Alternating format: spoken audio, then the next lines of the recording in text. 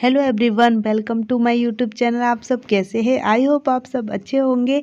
मेरा नाम है हेमलता और मैं दिव्यांग हूँ, आप देख ही सकते हैं। और एक जगह से दूसरी जगह जाने के लिए मुझे ऐसे ही मूव करना होता है। ये है मेरे प्यारे प्यारे स्टूडेंट, आप जानते ही हो। अगर आप फर्स्ट टाइम मेरी वीडियो देख रहे हैं तो चैनल को ज़रूर सब्सक्राइब करें। मुझे सपोर्ट करने के लिए वीडियो को शेयर भी कीजिए। और मैं अपनी लाइफ से रिलेटेड, ज़िंदगी से रिलेटेड आपसे आप वीडियोस और ब्लॉग शेयर करती हूँ। और यहाँ मैं अपनी स्टडी से रिलेटेड कुछ वर्क कर रही हूँ और क्या कर रही हूँ वो सब मैं आपको वीडियो में बताऊँगी। क्या है ना, साल का लास्ट महीना चल रहा है, दिसंबर 2024। अब हम इन सबको 2024 को बाय बाय बोलेंगे, 2025 का वेलकम करेंगे। कुछ लक्ष्य सपने अधूरे रह गए, उन्हें पूरा करने के लिए यूं ही मेहनत करते रहेंगे। निराश तो होना ही नहीं है, आशा रखना है, आज नहीं तो कल होगा। बस खुशी मुस्कुराते हुए लगातार कोशिश में लगे रहना है। कोई बात नहीं, कुछ ना कुछ हम में ही कमी रह गई होगी कि हम लक्ष्य तक नहीं पहुंच पाए। ऐसा नहीं है कि हमसे गलती नहीं होगी। और यहाँ कुछ मैं क्वेश्चन बताया, मैं ट्यूशन पढ़ाती हूँ ना, तो बच्चों के लिए पेपर लेती हूँ। लास्ट में एनालाइज करती हूँ कि बच्चों कैसे पढ़ाई करते हैं कि नहीं। और मैं भी अच्छे से बच्चों को पढ़ाती हूँ या नहीं, ये सब कुछ मैं अपना भी टेस्ट हो जाता है और बच्चों को भी। कुछ लगभग 200-250 जनरल नॉलेज या जीके के क्वेश्चन देती हूँ उन्हें रिवाइज करने के लिए 2-3 दिन या 5 दिन पहले। तो बच्चे प्रैक्टिस रिवीजन वगैरह लर्न करते हैं। देन उसके बाद 31 दिसंबर को उनका टेस्ट लेती हूँ। लास्ट वीडियो भी आप देख सकते हैं, मैंने अपलोड की है जब बच्चों का टेस्ट लिया था। यहाँ मैं बच्चों के क्वेश्चन ही सेट कर रही थी और पेपर भी बनाए थे साथ के साथ। ये है बच्चों की पेपर। फिलहाल तो अभी मेरे पास कम ही बच्चे आ रहे हैं, समथिंग 15-16 ही। तो सारे पेपर्स मैं खुद ही बनाऊंगी। छोटे जो बच्चे होते हैं उनका ओरली लेती हूँ, तो उनका रिटर्न टेस्ट नहीं लेती। बड़े बच्चे होते हैं 7th क्लास तक के बच्चों को मैं ट्यूशन देती हूँ। अभी अब ये टाइम हो गया, देखो मैं पेपर लेकर जा रही हूँ बच्चों के पास। बच्चे बैठे हुए हैं। पहले वीडियोस में कुछ में देख सकते हैं आप, मैं रूम में बच्चों को पढ़ाती थी, लेकिन यहाँ पर गेस्ट आए हुए हैं तो इस वजह से रूम बिजी था। तो मैं यहीं पढ़ाने लगी हूँ। थोड़ा सा स्पेस बना लिया है कि स्टोर रूम टाइप में है, तो यहीं से मैंने सारा स्पेस बना लिया बच्चों के लिए। और बच्चे बैठे थे, एक्साइट थे, दीदी आ रही है पेपर लेकर। अभी मैं बच्चों का एग्ज़ाम टेस्ट पेपर दूंगी। एक टाइप से बच्चे यही सोचते हैं कि आज हमारा फाइनल मतलब एग्ज़ाम है, एंड हो गया साल। और इससे क्या है ना, बच्चे भी एक्साइट रहते हैं और बच्चे पढ़ाई पर भी ध्यान देते हैं। और मैं उनके लिए उनको प्रोत्साहित करने के लिए प्राइज़ का अनाउंसमेंट और कर देती हूँ। जिसकी जैसी पोजीशन होगी उसके अकॉर्डिंग उनको प्राइज़ मिलेगा। और ये करते रहना चाहिए टीचर को। बीच बीच में रिवीजन टाइप तो टेस्ट होता ही रहता है। लास्ट में सारा कुछ जैसा भी होता है, आपने पढ़ाया है, कैसा पढ़ाया है, बच्चे ध्यान दे रहे हैं या नहीं, ये सब एनालाइज करने के लिए बच्चों को टेस्ट लेना ही चाहिए। स्कूल जैसा ही मैं तो मतलब मुझे बहुत ज़्यादा अच्छा लगता है बच्चों को पढ़ाना और बच्चों के साथ मेहनत करना। तो जितना हो सकता है, जैसे कि स्कूल में होता है वही सब कुछ मैं एक्टिविटी बच्चों के साथ यहीं ट्यूशन में कर लेती हूँ। तो सभी बच्चे बैठे हुए थे, मैं उनको बता रही थी बच्चों किस तरह शोर नहीं मचाना है, कैसे क्वेश्चन सॉल्व करने हैं, कितने मार्क्स के हैं, बातें नहीं करना है, ये सब समझाकर उनको पेपर दे रही थी। और सभी बच्चे ले रहे थे। देखते हैं कैसे बच्चे तैयारी करके आए हैं, कैसे प्रिपरेशन करके आए हैं, कैसा एग्ज़ाम देते हैं। और बच्चे भी एक्साइट थे। देखते हैं दीदी ने कौन कौन से क्वेश्चन दिए हैं, आप देख सकते हैं। सबको बच्चों को पेपर दे रही हूँ मैं। लेकिन बच्चे ऐसे होते हैं ना, सच में बहुत ज़्यादा परेशान कर लेते हैं मुझे। मुझे एक ही सीट पर मतलब चेयर पर बैठे बैठे सबको हैंडल करना होता है। और छोटे बच्चे, स्पेशली छोटे बच्चे, आप देख ही सकते हैं। अभी सब बच्चों का पेपर स्टार्ट हो गया, सब बच्चे दे रहे हैं टेस्ट। और देखते हैं कैसे करके आते हैं। कुछ बच्चे एब्सेंट भी हैं आज, क्योंकि सर्दियों का मौसम है, स्कूल की छुट्टियां स्टार्ट हो गई। तो सभी के पेरेंट्स बच्चों को ले गए घुमाने के लिए नानी के यहाँ की, मसूरी की, जम्मू कश्मीर। बच्चों को घूमने का भी छुट्टी होती है तो चले जाते हैं घूमने के लिए, अच्छा है। तो अब यहाँ ट्यूशन अप हो गया, बच्चे सभी टेस्ट देकर स्टडी कर कर चले गए। मैं थक गई थी बहुत ज़्यादा, तो मैं बोल रही थी बच्चे चलो ठीक है अब हम जाते हैं अपने रूम में अपने पर्स को रखने के लिए। इसमें ही मेरी नोटबुक रखी है। सभी अपने अपने काम में बिजी रहते हैं, तो जितना हो सकता है मैं अपने काम खुद ही कर लेती हूँ। अब जा रही थी मैं अपने रूम में ये इवनिंग का समय है, शाम का समय। और यहाँ मैं रूम में अपनी बैग पर्स रख देती हूँ एंड जो भी नोटबुक्स है, बच्चों के पेपर्स हैं, उन्हें शाम को चेक करूँगी। और अब जाऊँगी मैं शाम की पूजा करने के लिए, दीपक जलाऊँगी, शाम की आरती करेंगे। देन मिलती हूँ थोड़ी देर में, या खाना पीना खा के उसके बाद ही थोड़ा बहुत ऐड कर लूँगी वीडियो। एंड ये है रात के समय की बात, रात के समय की क्लिप जब मैं पढ़ाई कर रही थी। पढ़ाई करने के बाद बच्चों के पेपर चेक करना स्टार्ट कर दिया था मैंने। और यहाँ बच्चों के देख रही थी कौन की कितने मार्क्स, किस बच्चे के कितने मार्क्स आते हैं, कौन बच्चा ज़्यादा ध्यान देता है पढ़ाई में, किसके हाईएस्ट मार्क्स हैं, किसके लोएस्ट मार्क्स हैं।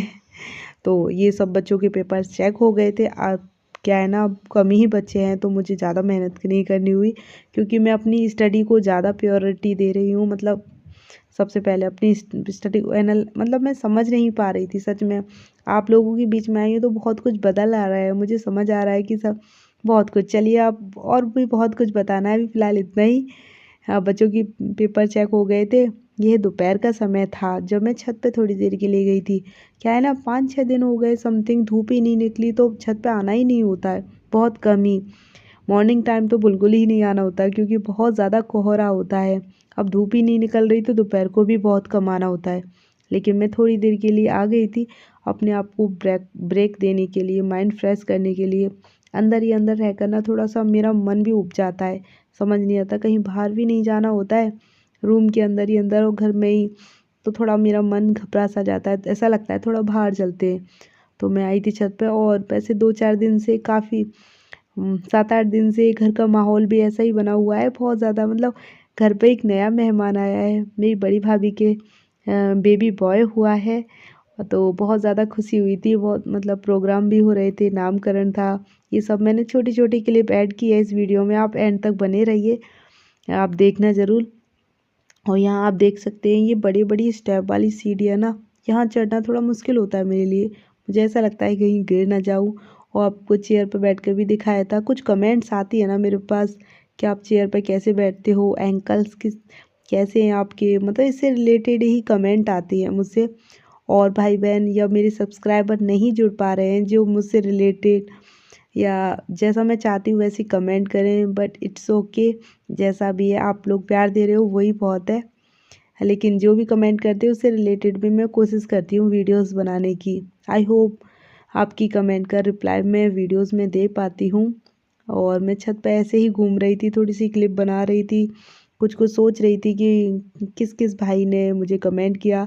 तो ये क्या है ना, ये भी पूछते हैं उन्होंने कि आप चलते हो तो पैर का क्या पोजीशन होती है, आप देख सकते हैं आप जैसा भी। आई होप आपकी कमेंट का रिप्लाई इस वीडियो में मतलब आप समझ पा रहे होंगे। आप पैर दिखाइए, कैसे पैर की पोजीशन होती है आप चलते हो तो। अपनी वीडियो को फास्ट ना किया करो, स्लो मोशन में रखा करो, देखना है किस तरीके से आपकी कंडीशन होती है आप चलते हो तो आप देख सकते हैं ये ना टेढ़े मतलब सीधी पोजीशन पर नहीं होता, टेढ़ा हो जाता है बार बार। ये जो मेरा राइट पैर है बहुत छोटा भी है, एक ऑपरेशन नहीं, एक इंजेक्शन के कारण मेरे पैरों की ऐसी कंडीशन हो गई थी, और एक डॉक्टर की कमी के कारण। मैंने 1-2 वीडियो और देखी है, उन्होंने भी यही लिखा है कि एक डॉक्टर के कारण, मतलब डॉक्टर ने गलत इंजेक्शन लगा दिया, इस कारण हमारी कंडीशन ऐसी हो गई। सेम मेरे साथ भी ऐसे ही हुआ, उस डॉक्टर की गलती के कारण मेरी पूरी लाइफ चेंज हो गई। क्या होती मैं अगर उस टाइम इस डॉक्टर ने मेरा गलत इंजेक्शन नहीं लगाया होता।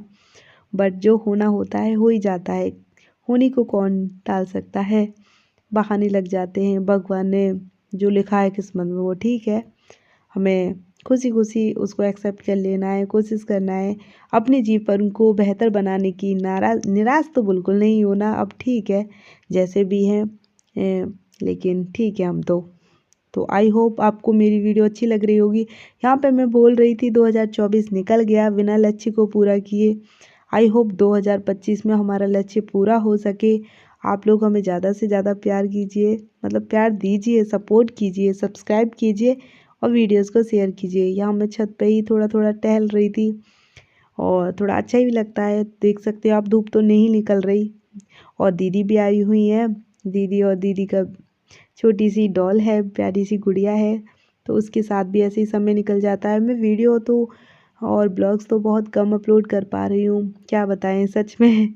मैं कोशिश करती हूँ कि एक तो ठंड में बहुत प्रॉब्लम होती है। मैं सोचती हूँ कि अगर आप कमेंट करेंगे उससे रिलेटेड वीडियोस अपलोड करूँगी तो बेस्ट रहेगा, क्योंकि डेली में तो यही हमारा वर्क होता है और जो कुछ भी नया होता है वो आपके साथ शेयर करेंगे। फ़िलहाल तो घर ज़्यादा से ज़्यादा फोकस मैं अपनी स्टडी को ही दे रही हूँ, कोशिश कर रही हूँ, क्योंकि उससे हम अपनी पढ़ाई से अपनी लाइफ को बहुत चेंज कर सकते हैं, बहुत बदलाव ला सकते हैं।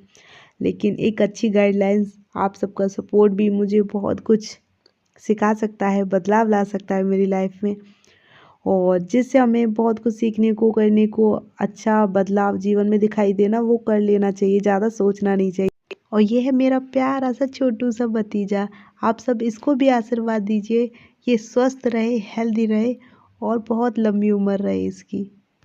ये दीदी है मेरी जो आई हुई है, और उनकी प्यारी सी छोटी सी नन्ही सी परी बिटिया है ये।